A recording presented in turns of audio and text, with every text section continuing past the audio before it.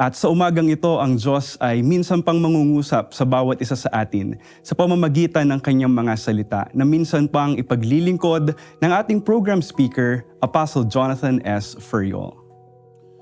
Thank you so much, Pastor Bench. And I'd like to also share my personal thoughts about that testimony. Wow.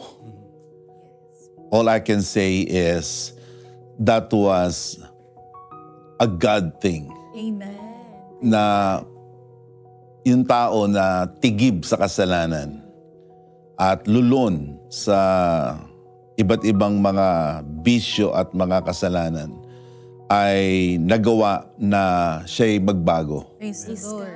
Bunga ng kasaganaan ng biyaya ng Diyos. You know, sometimes people think that their circumstance is beyond hopeless. But once they meet God or God meets them, they realize that hope is just around the corner. It's within their reach. And it reminds me of the words of Paul in the book of Romans in chapter 5, wherein it says, where sin abounds, the grace of God abounds more. Praise God. So I thank God for that wonderful testimony. And you know what? You do not need to be as bad as that brother of ours. You do not need to be as wicked as he was to experience the gracious and miraculous transforming power of Jesus. The Bible says that all of us are sinners, regardless of your identity and regardless of your social status. All of us are sinners. And even though all of us are sinners, you know what? All of us have access to the grace of God. So I hope that you will once more lend me your ears as I share to you the words of the Lord. And before we dive into the Word of God, shall we pray? Father God in heaven, we are amazed at the work of your Son Jesus in the lives of people. We see you in the lives that are being changed, being transformed, being saved, healed, and delivered. Ikaw ay Diyos na buhay at Diyos na makapangyarihan. At inaabot mo kami sa iba't ibang mga kaparaanan. Naway masumpungan mo ang aming puso na mayroong pagmamalasakit sa iyong mga salita. Turuan mo kami ngayon sa mga sandaling ito. Ito po ang aming dalangin sa pangalan ni Jesus. Amen.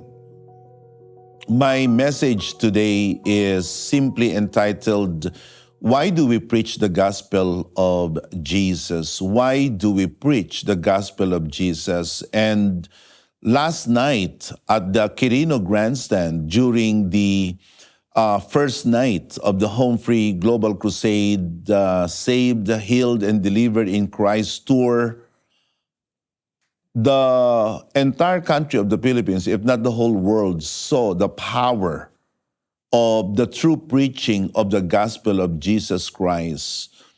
I was blown away by the immensity of God's love to accommodate all those who have been changed and saved and transformed when they receive our Lord Jesus into their hearts and subsequently baptized.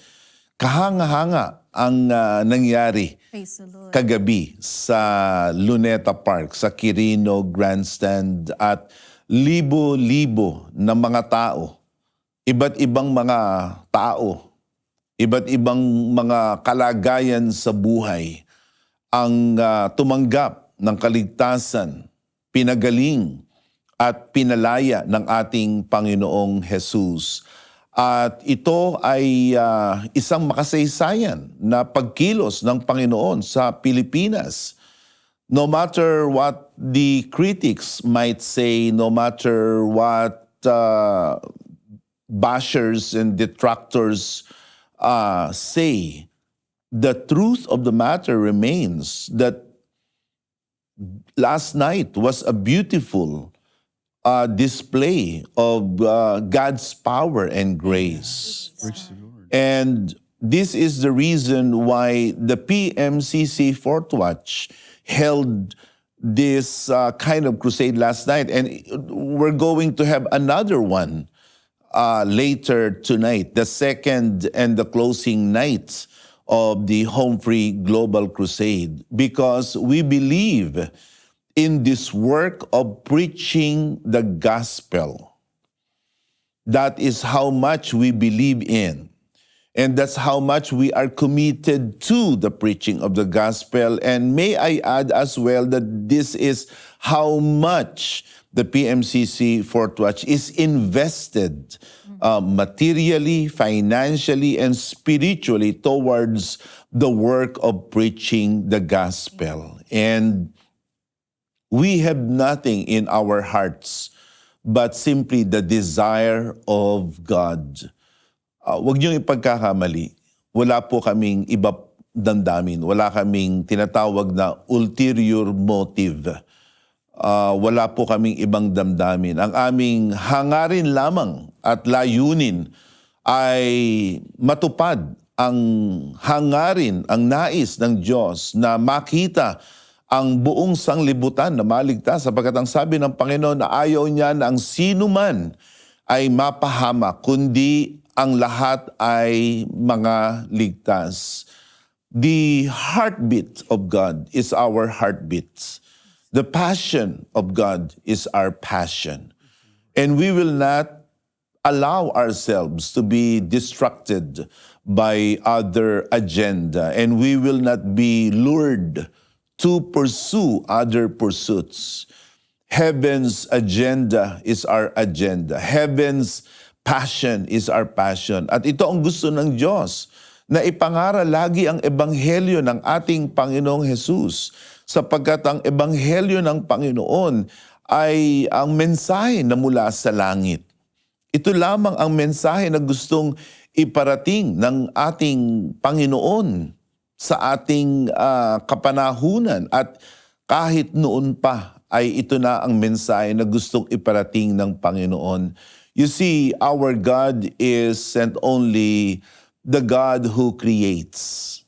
And I am thankful beyond words that God has created me, that I did not evolve on my own, that I wasn't a product of random evolutionary process. No, as far as the Bible is concerned, I am made, created in the image, in the likeness of our God, that I am beautifully knitted in my mother's womb.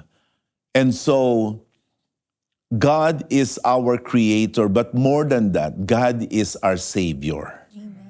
Alam nyo, ang Diyos, mga kaibigan, kung hindi niya kayang magligtas, ay hindi siya tunay na Diyos. Kung hindi niya kayang isalba ang kanyang mga nilikha, ay hindi siya tunay na Diyos.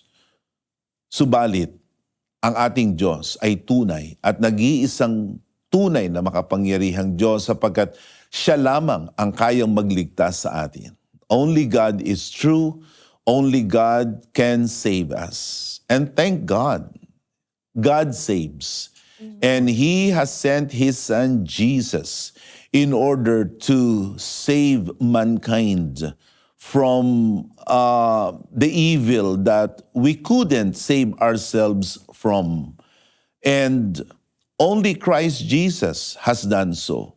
And this is the message of Oras ng Katotohanan, this program. Our message is about the gospel of the Lord Jesus Christ.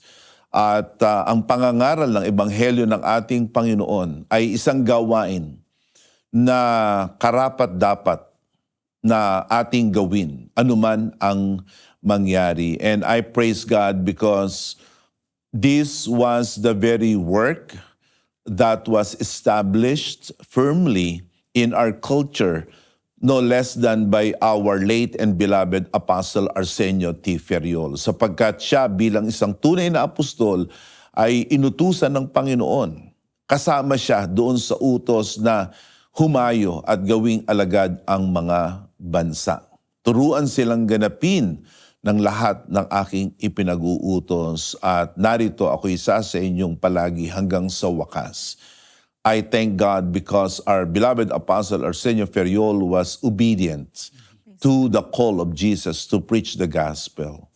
But for the purpose of enlightening you about the need to preach the gospel, I'd like to share to you this message entitled, Why Do We Preach the Gospel of Jesus?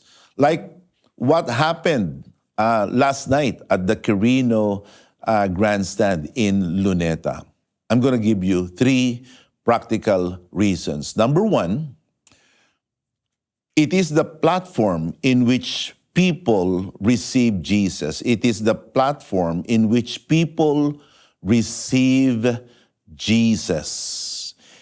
In the book of Romans, in chapter 10, in verse 14 to 15, how then will they call on him in whom they have not believed? And how are they to believe in him of whom they have never heard? And how are they to hear without someone preaching? Paano sila magsisisampalataya kung wala silang napapakinggan? Kaya narito ang unang kahalagahan kung bakit dapat ipangaral ang ebanghelyo ng Panginoon upang ang mga tao ay makapakinig. We must understand that the gospel of Jesus Christ, first of all, is a message that is meant to be understood by our being. The gospel is not a mere work of art that our eyes should only behold. The gospel of Jesus Christ isn't just a music that our ears should only hear. But the gospel of the Lord Jesus Christ is a message that must be understood, processed, and believed, hopefully, by those who will hear it. This is the reason why God, first and foremostly, sent the gospel to the lips of those whom He has sent.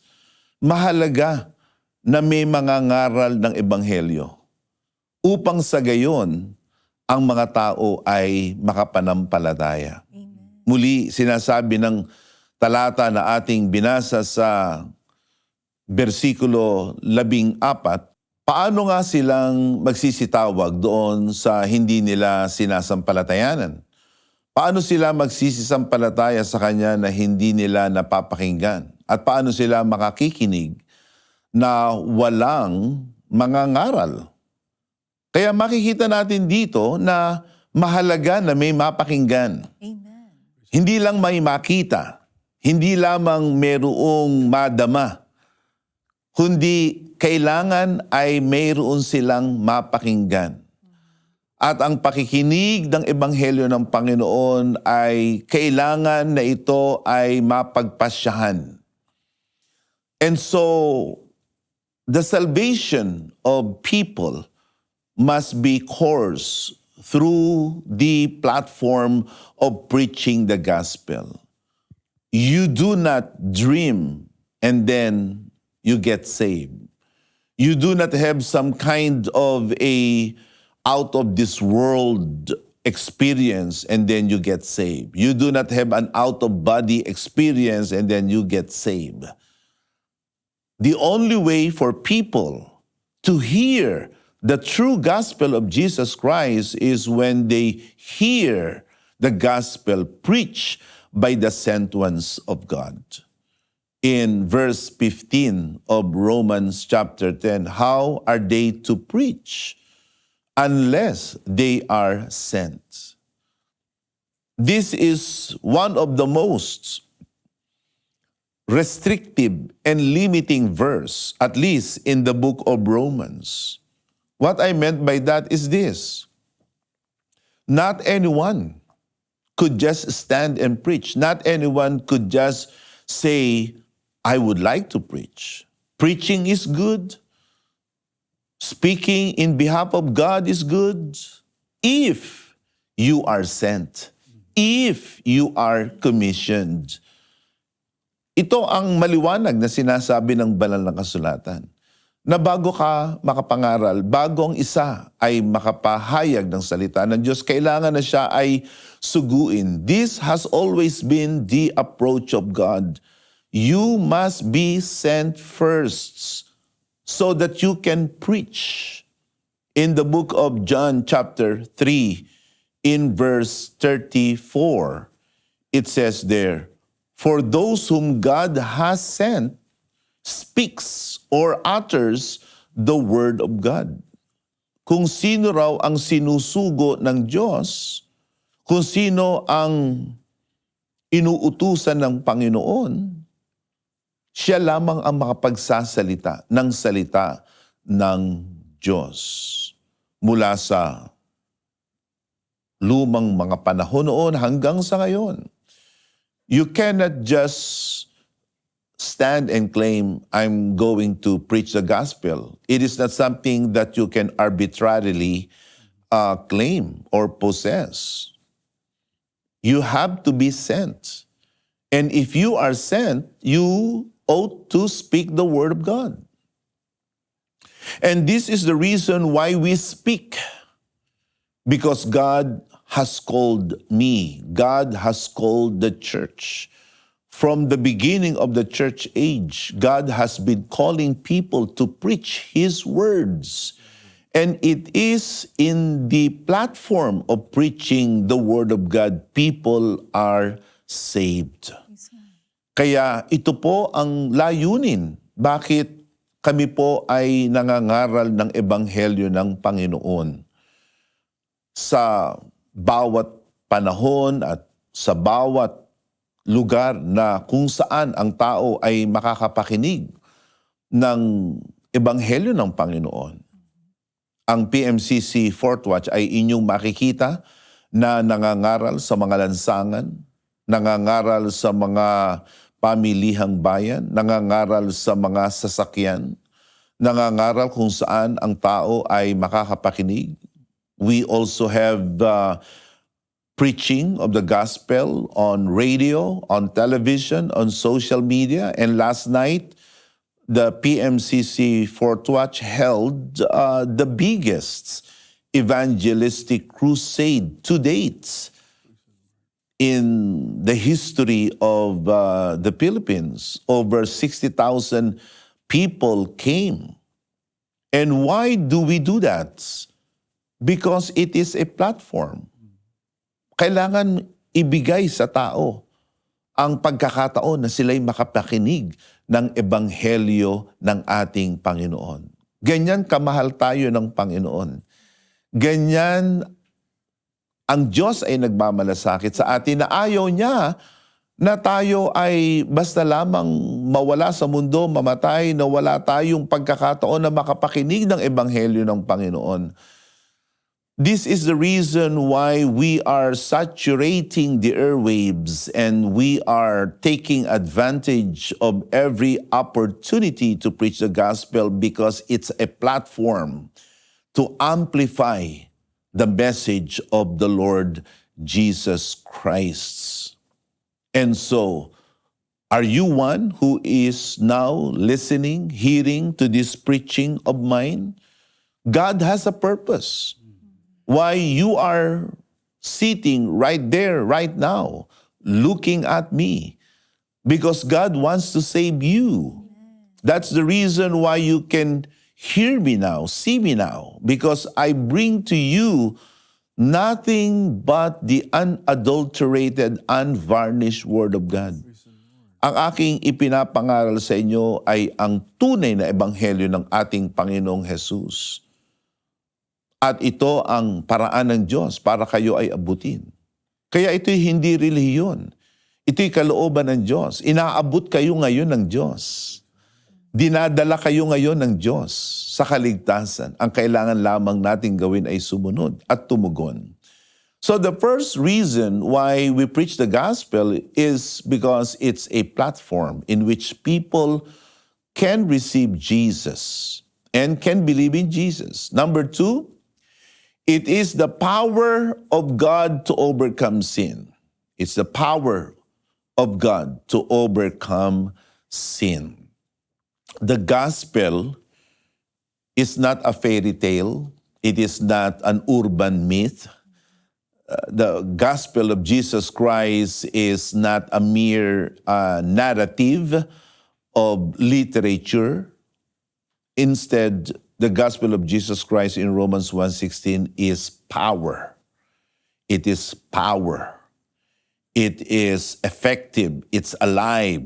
It is operating.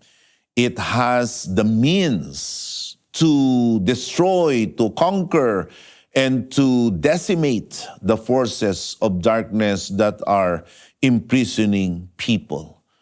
The book of Romans chapter 1 verse 16 says, I am not ashamed of the gospel, for it is the power of God for salvation to everyone who believes.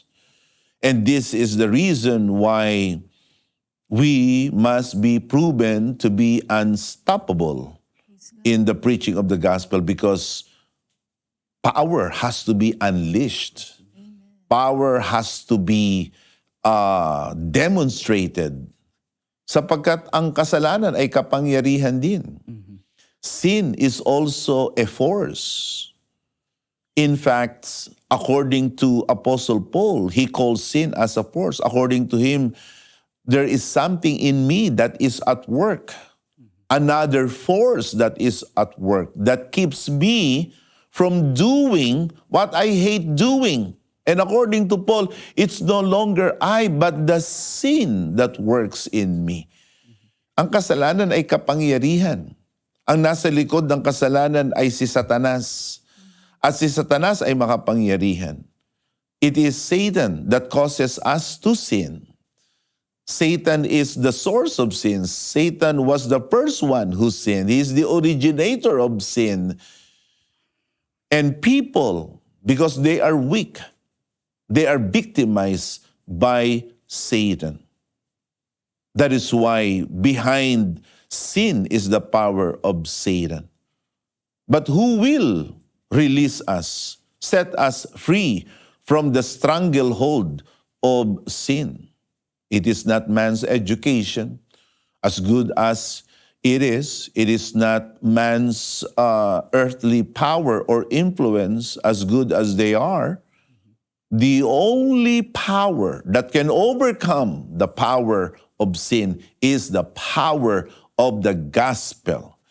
The gospel of Jesus Christ preached by the true sent ones of God is powerful, more than powerful, to release people from spiritual bondage and captivity.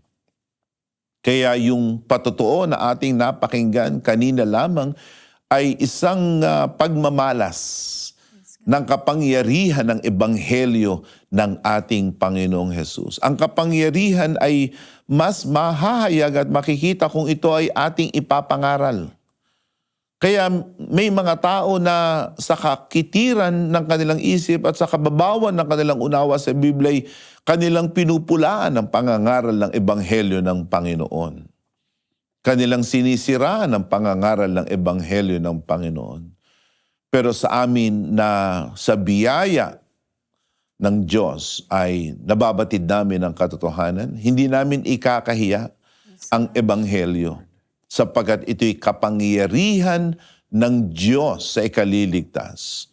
At marami ang naliligtas. Marami ang napapalaya mula sa kasalanan at marami ang gumagaling.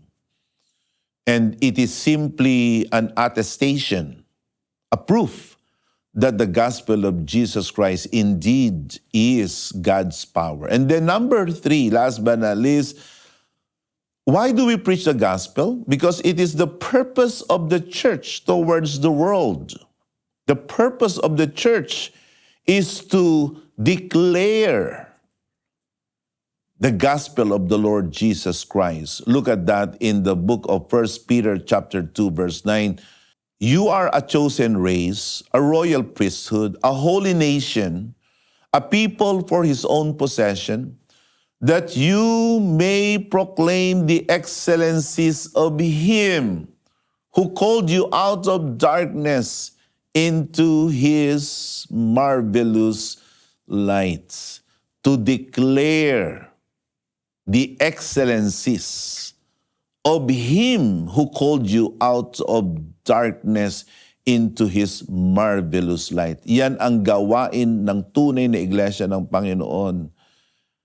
Ihayag, ipamalas, ipakita ang kagalingan, kahusayan, kapangyarihan ng ebanghelyo ng ating Panginoon.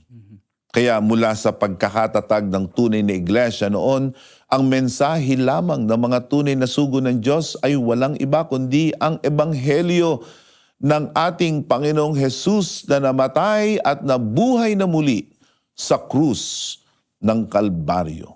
Purihin ang ating Panginoon. This is our purpose. This is our mandate. In the book of Matthew 28, in verse 19, Jesus Christ said, "Go, therefore, make disciples of all nations, baptize them in the name of the Father, the Son, and the Holy Spirit. To God be the glory. Make disciples of all nations." You make disciples of nations by preaching the gospel, baptizing them in the name of the Father, the Son, and the Holy Spirit. And last night, thousands were baptized at the Quirino Grandstand in Luneta. Libo-libo ang nabautismuhan. Praise God. Hindi sila niloko, hindi sila pinilit, hindi sila samantalahan. And it wasn't only at the Quirino Grandstand where thousands were baptized. All over the houses of worship of the PMCC Portwatch throughout the world, in watch parties, hundreds more were baptized that very day and night that the gospel of Jesus Christ was preached in that crusade. This is why we preach the gospel. This is why we are so committed and invested. Kasi yun ang layunin ng iglesia ng Panginoon. The Church of Jesus Christ is not meant to do a billion stuff. We are simply called to be the light in our world, to be the very hand and feet of Jesus Christ, to declare the excellencies of Him who called us out of His marvelous light. I praise God, and I honor Him, and I worship Him for the awesome work He did last night at the Home Free Global Crusade at the Quirino Grandstand and all across the world in watch parties. Tonight, we are going to have the second and the closing night of the Home Free Global Crusade. Muli, amin po kayong inaanyayahan. Punta po kayo sa Luneta Park, sa Quirino Grandstand, sa ganap na 5 ng hapon ay gagawin po namin ang pangalawang gabi ng Home Free Global Crusade, Save, Heal, Delivered in Christ Tour. At mamayang gabi po ay ating makakasama si Thea. Siya ay ang original musical performer ng song na Oceans and Touch the Sky and other well-known praise and worship music. You do not want to miss her. And of course, we're going to be joined by the Saved by Grace dance crew. They did an amazing job also last night. We're going to have a great time of singing our hearts out unto the Lord. you're going to hear another moving testimony of a life changed by Jesus. And of course, I will be preaching once again the gospel of the Lord. And don't you forget, if you want to be baptized, tonight you can be baptized. You can receive the cleansing of your sins. And after that, we can all watch a beautiful fireworks display in the Luneta Park. So once again, thank you so much, and let us close in a prayer. Father God, bless these words in our hearts. Continue to bring people closer to you. I entrust every one of us who are now watching this program, and those who would like to put their faith in Jesus, save them as well. In the name of Jesus, amen. God bless you all. Praise the Lord. Thank you so much, Apostle Jonathan. And we can't wait to hear the messages you are going to deliver later this evening. Yes. Praise God. I like your first point, especially when you mentioned the word platform. Oras ang Katotohanan and the Home Free Global Crusades are the biggest platforms of the PMCC Fort Watch right now, where we proclaim and bring the gospel of Jesus Christ to the world. And we can see right before our eyes the transforming power of the gospel of Jesus Christ at work in the lives of so many people. Napakaraming mga tao po ang tumatanggap during the altar call. They came from different places with different stories and different backgrounds. At iisa lamang po ang katotohanan. Sila ay uhaw sa salita ng Diyos. Kailangan nila ang kaligtasan. And because of the preaching of the gospel, sila po ay tumatanggap ng kaligtasan mula sa ating Panginoon. You know, when I saw the throngs of people, the masses of people that came forward to receive Jesus Christ, I was really moved. And that kind of scene never gets old. Yes. It always gets to me. And there is rejoicing in heaven over one sinner who repents, the Bible says. So, ang ebanghelismo ay masaya. Hindi ito malungkot, hindi ito mabigat, ito'y masaya sapagkat kung ang langit ay masaya, kailangan tayo dito sa lupa na gumagawa ng kalooban ng Panginoon ay masaya rin. And we could only thank God and give credit to Him for this evangelistic platform that He has put up for us to amplify His message. Thank God. Praise the Lord. And sa pamamagitan po ng ating mga platform, patuloy na ang Diyos ay kumakatok din sa puso ng iba pa sa ating mga kababayan, iba pa sa ating mga kaibigan na sila ay anyayahan na dumalo at tanggapin ng Panginoon sa ating mga buhay. Yes, and this platform is actually varied. This program, itong television program na ito, this is also a platform. Our social media channels are also platforms. Even our, stations in life, our places in life. If you are a mother, you have a platform to declare the message of Jesus to your children. If you are a father as well, if you are a boss of your company, if you're a teacher, whoever you are, whatever station in life you may be in, it is a platform. Our platforms may, differ, but the important thing is, inilagay ka ng Panginoon Praise God. sa kalagayan na yon para ipahayag ang ebanghelyo ng Panginoong Jesus. And thank you so much, Apostle, sa napakalinaw at napakaliwanag niyo pong pagbabahagi kung bakit nga ba tayo nangangaral at bakit nga ba natin ginagawa itong pangangaral ng Ebanghelyo in all different platforms dahil ito po yung pinakadamdamin ng Ama natin sa langit at ng ating Panginoong Hesukristo. At nakikita natin kung gaano karaming mga tao ang pinagpapala ng ating Panginoon. Yes, and we will never get tired doing this. Actually, the crusade started some 5 years ago during one of the darkest periods of human history, and that was the COVID-19 global pandemic. Kaya ganun na lamang ang pagpupursige natin sapagkat ito ang kailangan ng sanglibutan ngayon. Napakadilim ng ating sanglibutan ngayon. Hindi dahil sa panahon, kundi sa kasalanan. At kailangan nila ang liwanag ng ebanghelyo ng ating Panginoon. Praise the Lord. And to all our viewers, if you've been touched by the message that we've just heard this morning, give us a call. And muli, sa lahat ng ating po mga taga-subaybay, kami po ay nag-aanyaya sa inyo. Magkita-kita po tayo mamayang hapon sa Quirino Grandstand para sa pangalawang araw ng Home Free Global Crusade Manila Tour. Get your free tickets, scan the QR code. Thanks for watching. Subscribe for more exclusive videos.